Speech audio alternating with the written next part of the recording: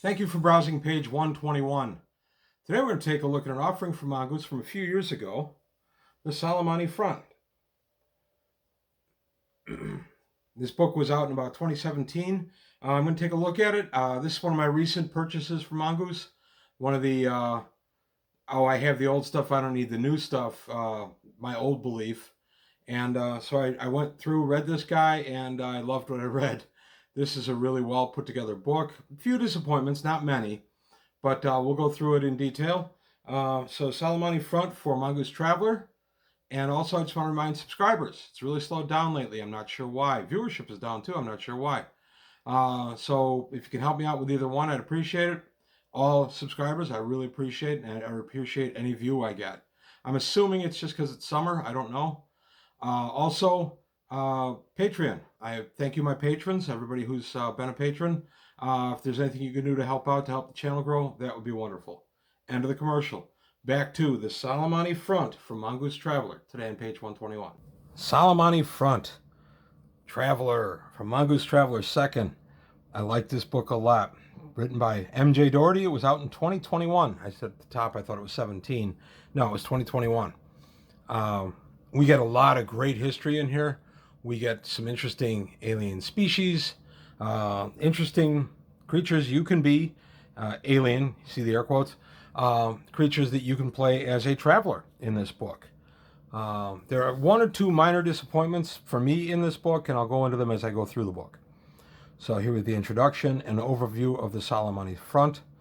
People of the Solomani front are primarily, of course, humanity is the bulk of it, but specifically Solomani and Villani, because, of course, Villani were the first Imperium, and they had conquered this area. Or actually, they hadn't conquered this area. They came to this area and had a lot of settlements in the area, but the Solomani, of course, beat them. The Villani and crushed the first Imperium and created the second Imperium, also known as the Ramshackle Imperium. We get Selenites, an altered, bioengineered species of humanity. And we get aquamorph humans. And you get how to be a Selenite traveler and how to be an aquamorph traveler. So pretty neat. I like that. I always like options for that. And then we have the non-human major races. Aslan are pretty prevalent. Droin are only present on one world. Hivers are here, but not in great numbers. Vargir, Kukri, and Zodani really aren't in this area, so they're not really present in any numbers. And then vegans, of course. I know a lot of people say vegan, and I get the joke, but I'm going to call them vegans. They have their own autonomous district. I'll show that in a little bit. And minor races and uplifted animals. There are lots of minor races. And then there are uplifted animals as far as dolphins and some apes. Creating an ape traveler. I love that you can play an ape named Ape, with apologies to George of the Jungle. And an ape named Ape was one of the characters. You can play a Garungan, which is an aquatic type creature. They could play that as a traveler as well. That would be a bit of a challenge for any GM. There is also the species Weaven. But it says Weaven are not suitable for travelers. They're very long-lived and very alien to human thought. Ladybugs, an interesting human traveler, or interesting traveler option. We get the major languages in the area. We get the Imperial territory, the Imperial presence, of course, the Solomani Rim War, about 100 years prior to this setting, saw the Imperium commit the conquest of Terra, and among other things, and push the Solomani back, because the Solomani had basically tried to throw the Imperium out. And an interesting time, and one that always resonated with me as a traveler fan. I always thought that was a seminal moment in the entire thing, in the entire milieu, and I thought that was very well brought out here. Here we get a look at the Vegan Autonomous District. It has its own section later on. We have the Archduke of Sal. He's the Sector Duke. I like dukes. I'm probably going to take a look at the hierarchy of some of the nobles from the Emperor down. I was thinking of doing that in a future video. Strategic stance and doctrine in the area. Imperial military rule after the Rim War. the Imperium had to put a lot of military governors on planets to keep the peace of conquered planets. That's simmered down a lot. There's only a handful that still need any kind of presence, and most of those are looking to be lifted, including Terra itself, in the next few years. We've got the role of Imperial intelligence, Imperial naval intelligence, the Navy itself. Nice map, nice look at the area. Imperial warship dispositions. We get a nice look at some warship, how they're spread out, and what the Imperium's doctrine is in this area as far as ship disposition and quick reaction plans, that sort of thing. We get a lot of looks at that. Martin Doherty's always good for that. The Imperial Army, Colonial and Planetary Armed Forces. The Huscarls, I always like that. I just like saying that word. Confederation territory. So how are we set up to deal with the Confederation? How's the Confederation dealing with the Imperium? So Solomani Security, SolSec, most powerful and influential agency in the Solomani Rim. SolSec is kind of the secret police, for lack of a better term. You better stay and toe the company line or the government line, or you could find yourself running afoul of it. In the Solomani Confederation Navy, the Solomani were not known for being free-thinking, easy rulers. They are thought of being human chauvinists who believe in their own superiority and the inferiority of other races. And sometimes that type of attitude will manifest itself in a need to care for other races. But for the Solomani, it's really just a you're not as good as me kind of attitude. And in a lot of cases, they just exploited the races. So we get Confederation warship deployments in here, the Army and the Marines, Home Forces. Culture itself, we get a brief look at culture, and that's, I spoke of my disappointments. There's not enough of the actual flavor of the areas covered. This book is so huge. It's 314 pages, and it covers 2 full sectors. So I absolutely get it. I mean, you play another game like Gamma World or D&D, you're on one planet 90% of the time on one part of one planet. This thing's covering, dozens and dozens of planets. So I get that you couldn't dial in. But I had hoped for a little bit more on the Confederation itself and maybe a little more on the day-to-day life, especially in Terra, on Terra. I really would have liked to have seen more of that. So that's one of my disappointments in this book. And then we have a section here, why Solomani humans are the best humans. So it's just the way they are. Political factions, astrographic and political factors. Some interesting stuff in here. I liked some of these different economic zones. The Gemini Rift, it's a lesser rift to rimward of everything there. We have a trade war there. The Rim Hawks, the Confederation Party factions. We get ships to the Solomani front. We get a fair number of ships, and they're pretty good.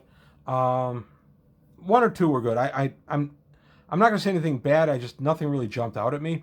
The Kestrel aerospace fighter I did like. I thought that was pretty neat. Strike boat was interesting as well. There's a monitor coming up that I'd enjoy. I'm going to shrink this down because my tablet does not regurgitate the artwork all that well.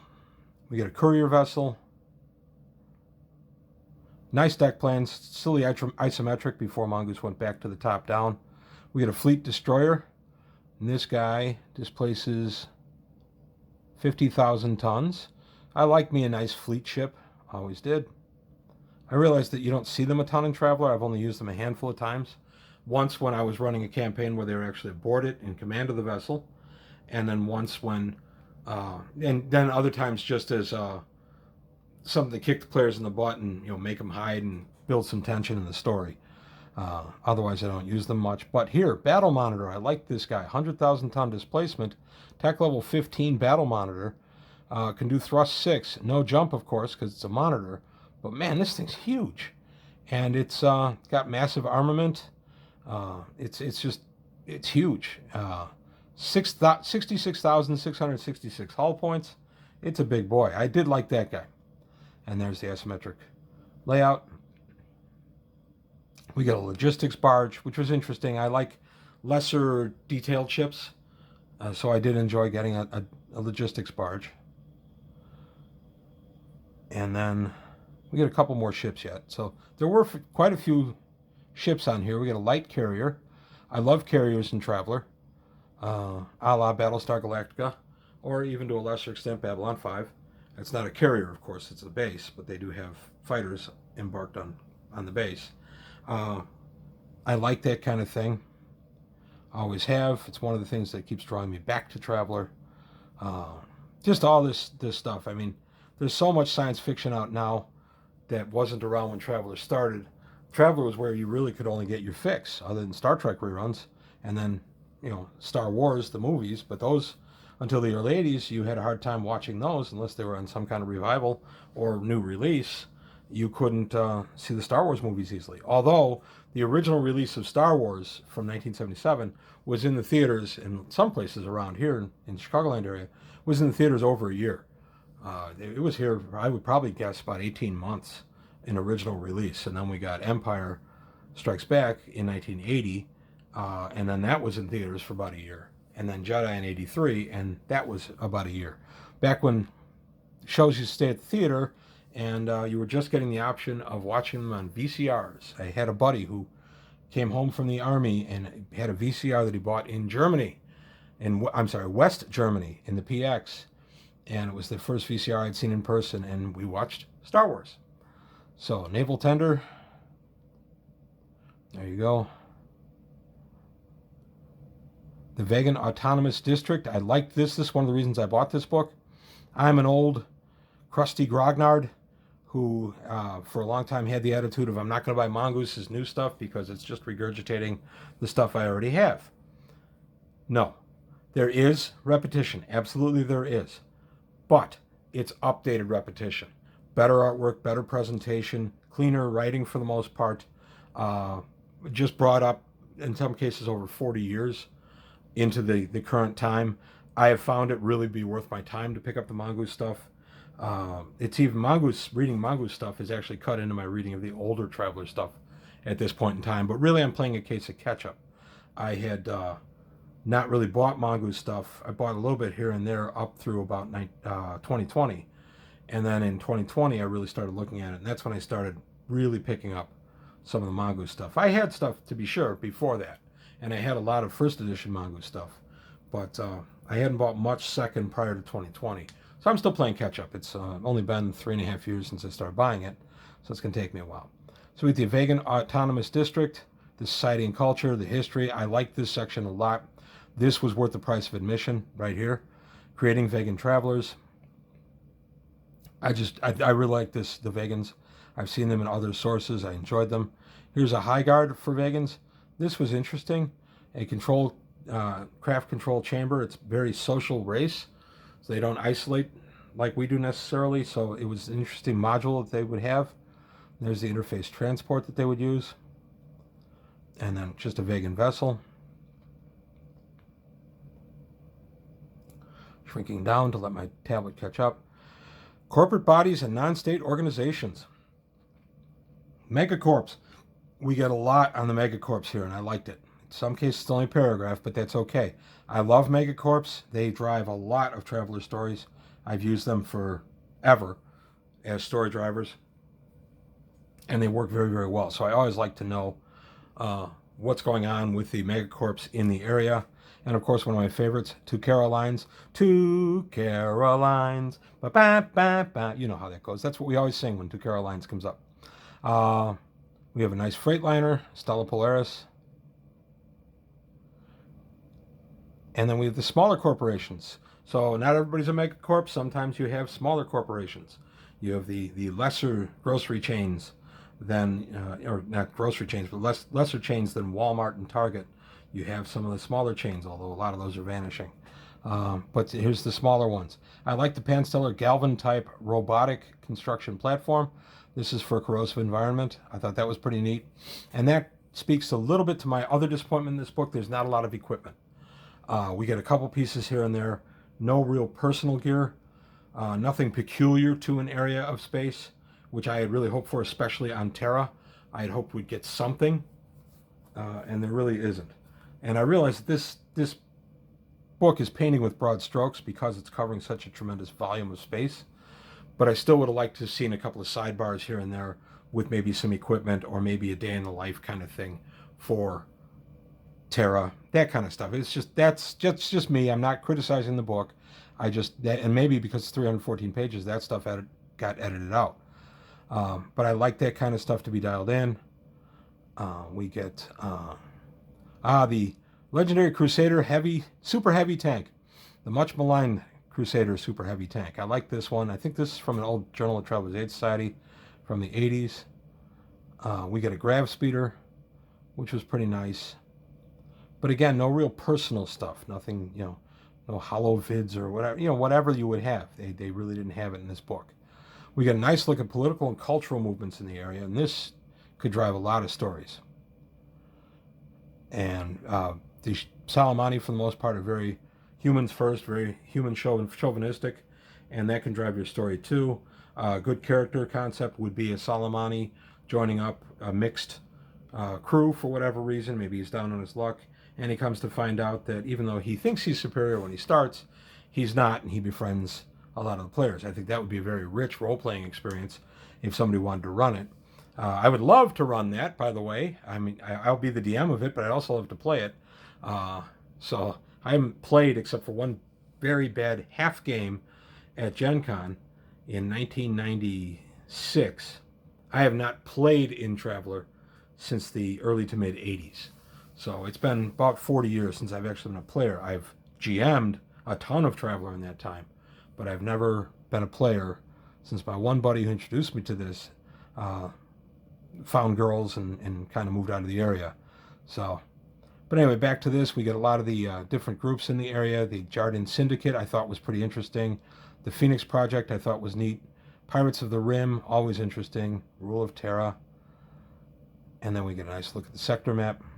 And we look at the Solomani Rim. And this is a look at the Astrography of the Rim. We have the Dinger's Sparse. I like that. It's an area where there aren't as many planets to jump to.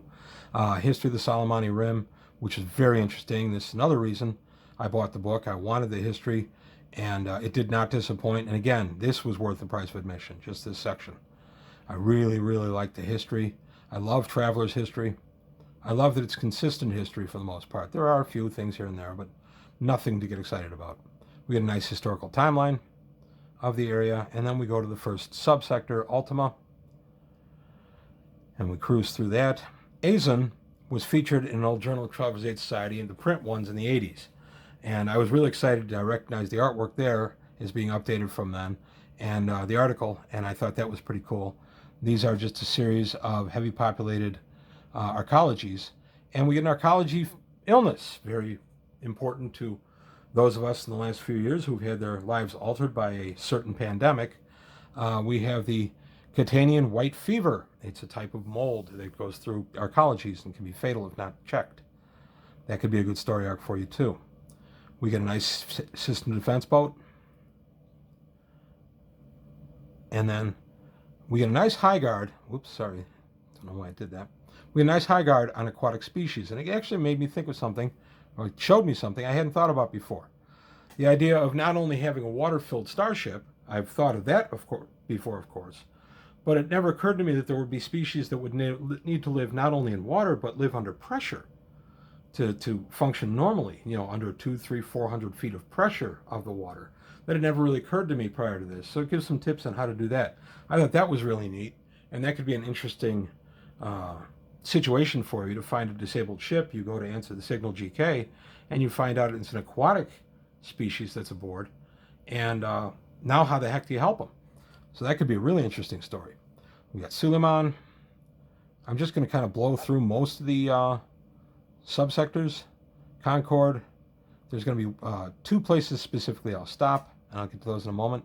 Harlequin, and I'm not going to try to recap everything that's brought out here. I love the name Scaramouche, by the way, keeping in mind that Bohemian Rhapsody by Queen was out in about 1975, and Traveler came up in 77. So Scaramouche, can you do the fandango? Alderman. Some of these are hard to say, especially if you've just read them. We get a nice, interesting, possibly symbiotic species here, the ice crawler and the ice spider. They have some kind of warped symbiotic relationship. I liked it. I love good Traveler not monsters. I don't want to use the word monster. I love good Traveler species. Well, let's face it, they're monsters. Aspirants. We got quite a few different critters in here. the dag shark, the shimmerock, and then how to hunt them. We get a nice look at a hunter foil you use to hunt the dag shark. Incredibly dangerous beastie. And Esperance, Ludmilla, all kind. I think this guy looks like Dr. Octopus from the second Spider-Man movie. Vega itself, very interesting. I really spent a lot of time reading the Vega entrance. I like Vegans. I always have. The Great Crested Jabberwock. I'm pretty sure this is from an old JTAS, although I haven't been able to locate it exactly. They have a new trait, Death's Door. They seem like they're dead. But then they suddenly, after a few hours, they'll burst back into life. One of their defenses is, when they're severely injured, they just basically play dead. And as they start to feel a little bit better, they get up and they attack and kill you. So that's pretty interesting. Nice little agrobot. And Banazdan. And just continuing through, I'm looking for a specific system. Submersible personal transport there. And sorry, the tablet's a little slow on the artwork. Gaia, this is the one I wanted. Gaia is a very interesting planet. Any crops you plant there kind of alter themselves to the planet. So it's a wonderful planet to grow things on, but even over time it can alter other species' DNA over time. So the planet is actually kind of a living biosphere and can arguably have some rudimentary intelligence.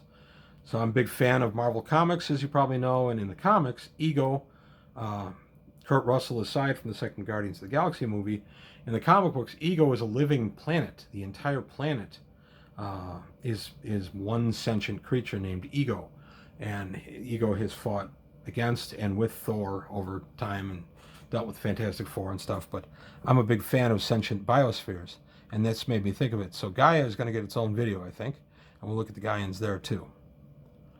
And then the other area I'm going to be looking at in detail is, of course, going to be Sol subsector. There we go. And specifically Terra. I'm going to take a lot of time. I'm going to go through this in detail because I just find Terra one of the most fascinating things of Traveller. One of the things I loved about Traveller, beyond the pew pew pew of guns in space, which what first drew me to Traveller, was the idea of Earth not being the center of all things, and in fact Earth is on the fringe and a conquered territory. I think that's just excellent. It's one of the unique things that brought me to Traveller. So we get a nice look at the Sol system. We get a nice look at Luna, Earth's moon. A lot of this information is taken from an old Traveller article written by Mark Miller and published in Dragon Magazine about '84. If you go back in my Traveller videos, you'll find it. I took a good look at that about a year and a half ago. So there's a map of Luna. I really enjoyed this, seeing, home as depicted through Traveller. And then we go to Arcturus. And then a really nice dagger, the Heraclean dagger, which looks like a karambit type of knife. Very interesting, and it's got some nice lore for the planet and everything. Primarily the women carry this, and it's embarrassing not to be caught without your knife, that kind of thing. I thought that was pretty cool. But that's one of the few pieces of personal tech we get in this. So like I said, I would like to have seen a little bit more personal tech, and especially in Terra, I would like to have seen a little bit more on maybe a page on the day in the life. If that's my worst complaint about this book, it's a win. By the way, Krypton, love that name. But if that's my worst complaint, that's a win. That's a book well bought, and I do consider this very well bought. I enjoyed the heck out of this. This was a fun read. I really liked it. Waldgeists, I like that. Now we go to Gemini. We're almost out of this subsector. Silean Rangers, very interesting. Kukulkan. And now we're to Alpha Crucis, or Alpha Crucius. I always call it Alpha Crucius. I don't know why. I know it should be Alpha Crucis. It's one of those things that stuck in my head a billion years ago. Alpha Crucius. I've just always said it. So we get a nice look at the history, the background, a nice timeline of events in Alpha Crucius. And then we go to Jimenez, Mackenzie, all these different subsectors. And again, I'm not going to spend a lot of time on them.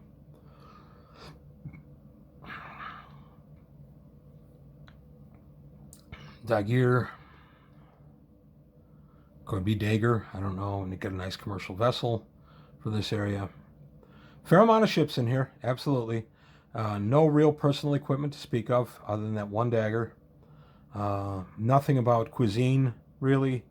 A lot about biospheres, but nothing about cuisine as such. And as a traveler GM, local cuisines, of course, are always interesting because you're always looking for a new thing to sell to a new market. So, one area, but again, that might have just ended up on the cutting room floor, as they say, because of the length of this book. We get the Agrigzini, which is a semi-sentient creature that can work with humans and dolphins. Chirpers, I like chirpers. Chirpers pop up a little bit in this subsector. Oriya. And then Fervor, I always like that name, Fervor. Fervor. Denebula. Veracruz. You see I'm kind of going fast. We're getting closer to the end of the book. Vald, subsector. Got a few more to go. The Valrock was an interesting creature. You got Addison. Zucirda, I guess it would be. Not Cirda, Cirda. Regulus. New Holland.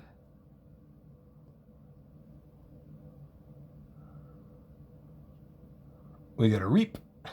These little bunny. Galloway. A couple more animals. And then we get Adventures in the Solomani front. And this is my other one complaint, is there are some broad adventures you can do in the Navy. Okay. Village people notwithstanding. But it's only a couple paragraphs about being in the Navy, either Imperial Navy in the area or Solomani.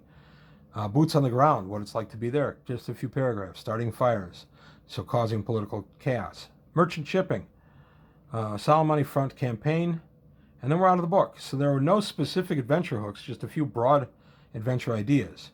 A little disappointed in that. I wanted a couple of actual hooks.